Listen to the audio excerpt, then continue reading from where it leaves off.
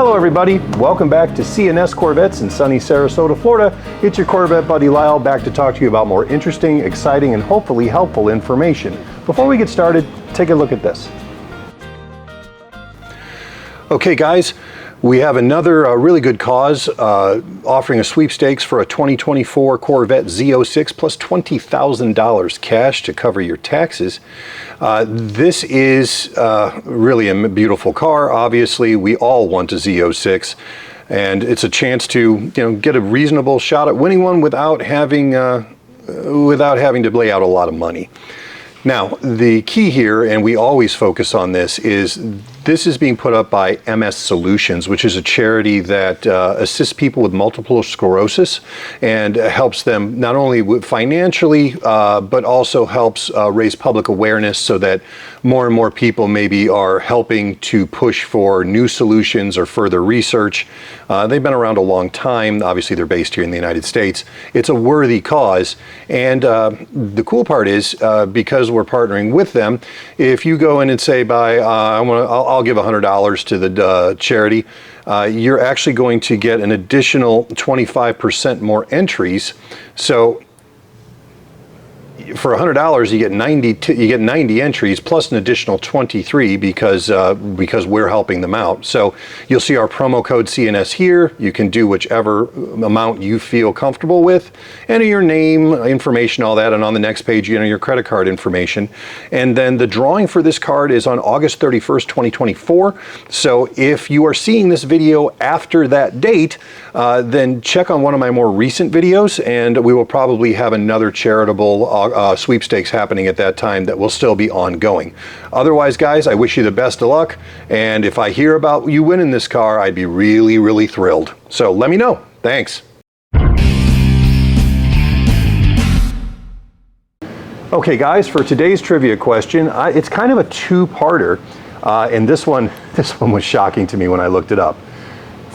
So part A, first question, what is the lowest horsepower from production that Corvette has ever had? Second part of that is, what year and what is the highest production horsepower Corvette has ever had? So, what year did they have the lowest horsepower and what was it? What year did they have the highest horsepower and what was it? Put your guesses in the comments below and we will come back to it right at the end of this video. To get started today, I'm going to continue on my valuation campaign I'm doing. I did the C6 ZR1 a couple of weeks ago. Last week I did the C5 Z06. Today we're going to talk a little bit about the C6 Z06 and where that is going as far as value, thanks to our friends at Hagerty and their research. So to cover a little bit about the specifics on the C6 Z06, it was introduced obviously in 2006, and it had a lot of neat stuff on it, and it was still kind of under the radar looks wise. It didn't have some wild wing on it, like the C7 ZR1. I mean, the thing looks like a race car. It's like, oof, race car. The C6 Z06, I mean, if you knew what you were looking for, yes, the wheels were different, the brakes were different things, a little wider body, but overall it still looked like a C6 Corvette. It had some neat stuff under the skin though.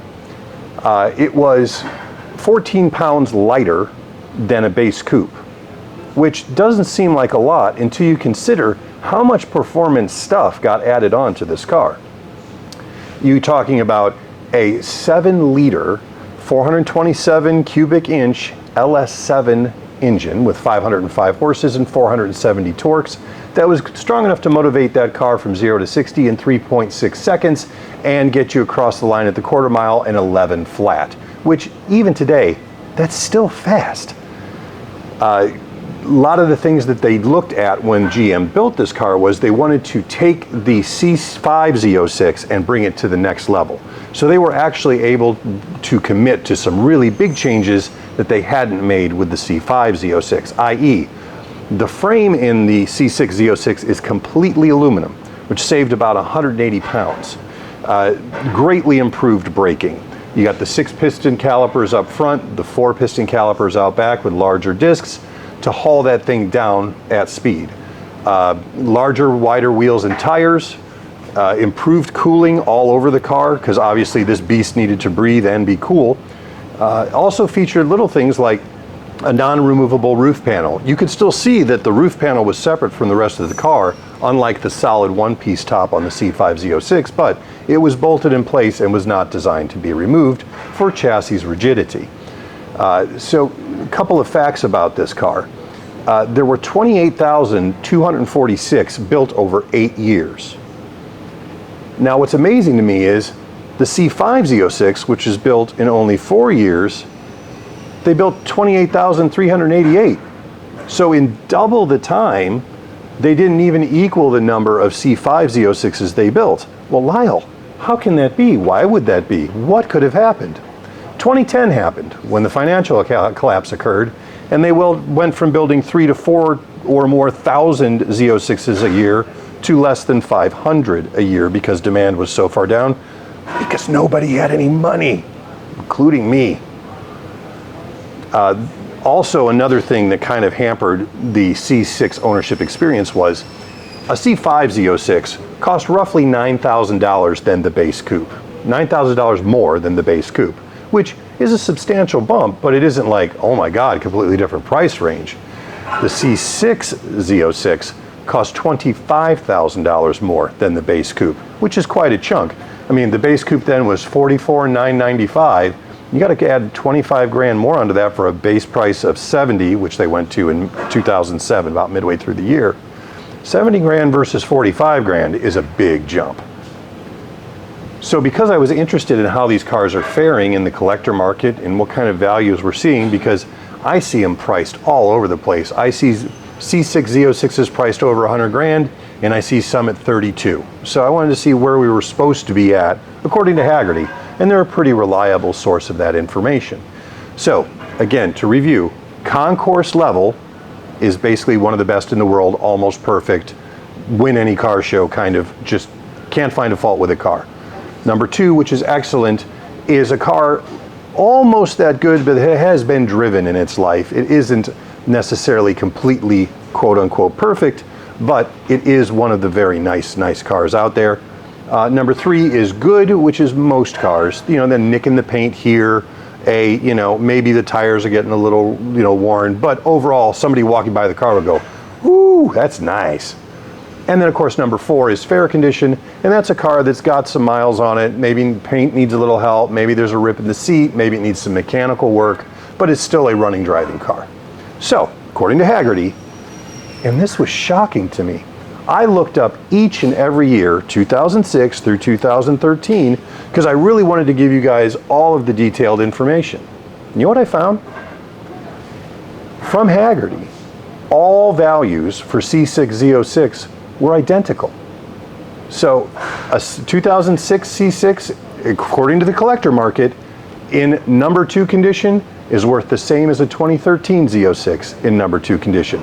Now obviously we're not taking into account for the Ron Fellows edition, the Will Cooksey edition, any of the carbon, any of the special editions. We're talking just base, normal C6 Z06s. But number 1 condition, concourse condition, they priced that car at $69,600. A number 2, excellent, is at $53,000 flat. A number 3 is $35,600. And a number 4, they price around $24,700. Now, I don't know where they're finding $24,000 C6 Z06s, but I'd be very interested to learn. But they base this on over 1,400 sales, so this isn't out of a small, relatively small group. This is a big chunk of cars. So they're definitely holding their value if they're in half decent or better condition. So, I mean, a concourse car is worth almost as much today as it was the day it was built, within a few $100s, and that's really good. And clearly there are some concerns about the LS7 and its longevity and some of the problems that, according to who you talk to, may or may not exist within the engine. I've done a couple of videos just on the LS7, one from interviewing Paul Koenig at GM, who is their lead public tech, and then another gentleman who I refer to as Zora, who was a GM engineer involved in the racing and performance division and involved in the development of this engine, and had a very different version of what is actually going on inside the LS7. So check out those 2 videos if you haven't seen them. But I think part of what's holding that car back from being worth C6 ZR1 money or things that are higher like that is just that I think there may be some uncertainty in the longevity and long-term availability of parts for the LS7. So that is my basic take on that. I'm interested in your comments below, but before we go, let's finish our trivia. Year and lowest horsepower. 1975, the L48 V8 engine managed to crank out a massive, earth-shaking 165 horses. Yeah. Highest? 2019 Corvette ZR1 had 755 horses from the factory. And for those of you keeping track at home, that means one 2019 ZR1 had as much horsepower as 4.5 1975 Corvettes. Put that visual in your head. All right, thank you so much for watching. We'll talk to you guys soon.